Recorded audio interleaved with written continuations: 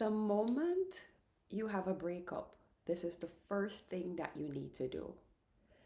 The moment your relationship is over, the first thing that you need to do is write a letter to the ex.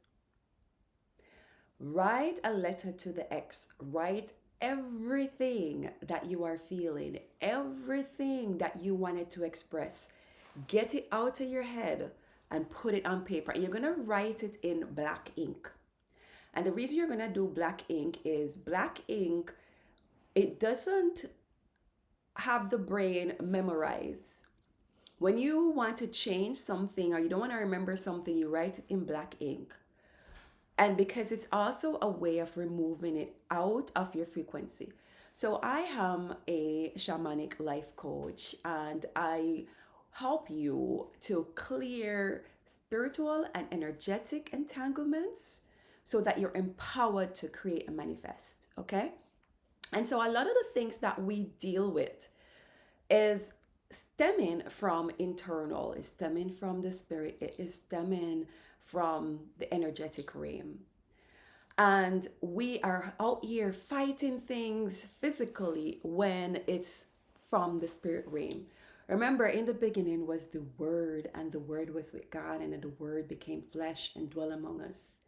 And so that tells you that everything that you have, even this paper or pen or whatever, or crystal, it all came about from the mind of God. It came from the mind, it came from the spirit realm, and then it came to the earth.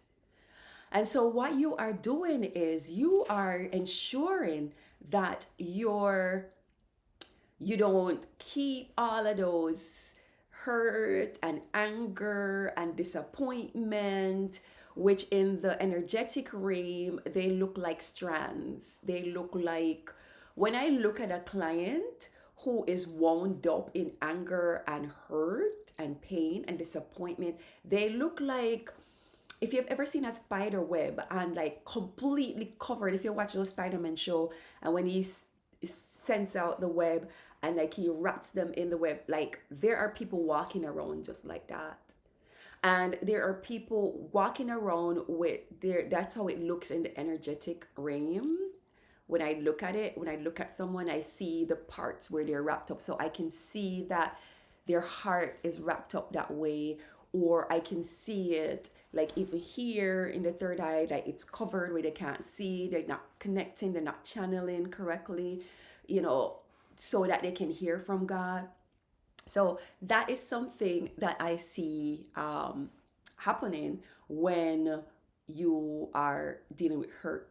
So one of the things that I always say, write it down, get it out of your system, get it out of the energetic realm, because you're feeling that strong emotion of rage and anger and hurt and disappointment. And what it does, the anger is action. When you're angry, you can't be angry and just be like, oh, I'm so angry. Angry is action, it's power, right? And so that kind of energy is what is created, because you need that kind of same power in order to create and manifest too. That same anger energy used in a positive way is powerful.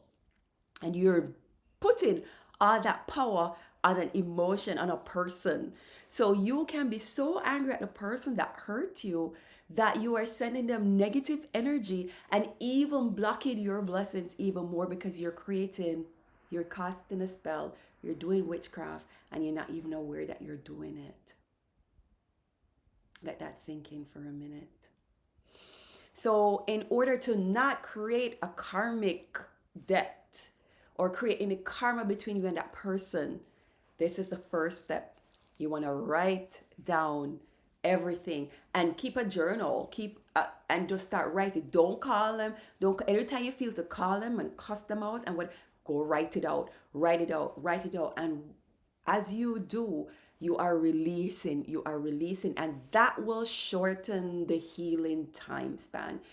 There are people that are wound up for years, lifetime.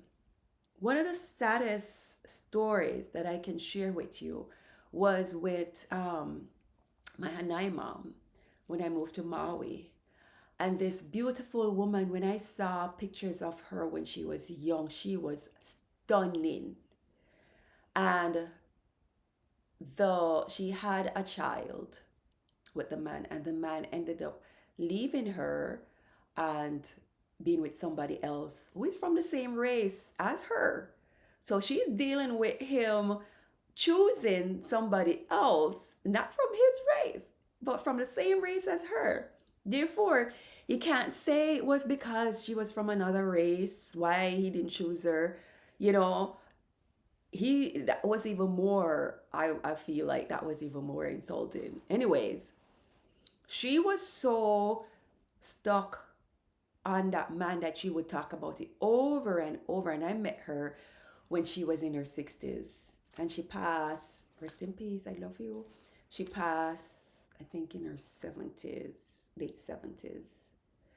And she got one guy after him, and it never worked out because she was still in love with that man.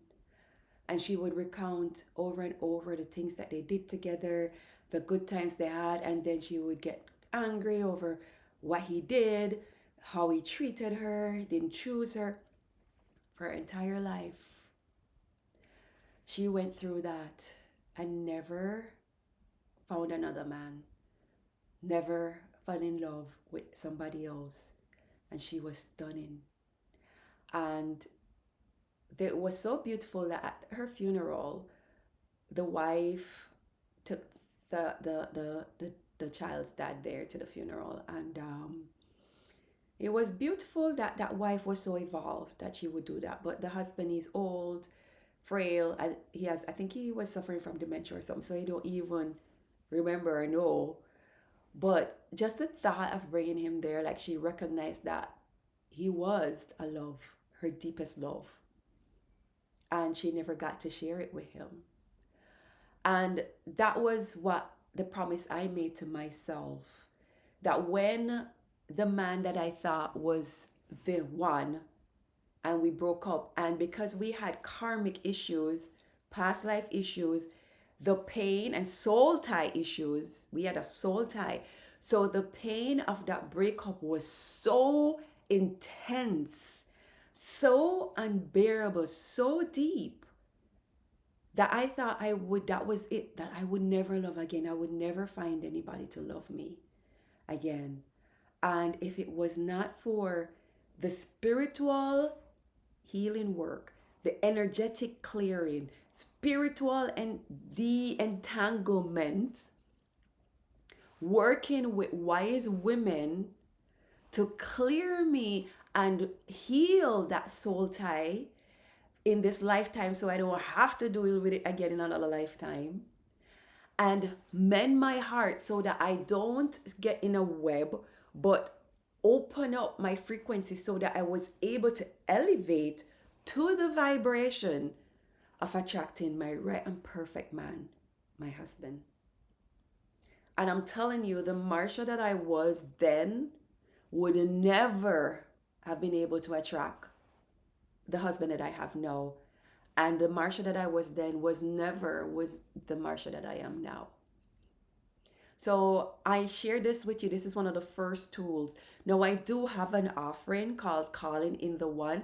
I have an introductory offering where you can book a session with me. If you're already there, if you're in that space where you are ready to call in the one and you want to it's not happening, you're in the frequency of the right kind of people and nothing is, you're not attracting the right kind of people, there is a spiritual entanglement and you need somebody that works in that line to help you through that. Book a session with me. Or if you're ready to start dating and you don't know where to start, book a session with me, because then I can help you clarify, get clear, cut through the gunk, help you do some energetic work to make sure you're radiating at the frequency that you should to attract what you are asking for. And otherwise, if you're going through a heartbreak and need some healing work and some energetic clearing, you also book a session. And I do have a package. So there's an intro offer called Calling in the One, where I work with helping you get clear to bring in your love, as well as to help you also get over love so that you can radiate and magnetize your right and perfect partner. Follow for more if you want to learn more.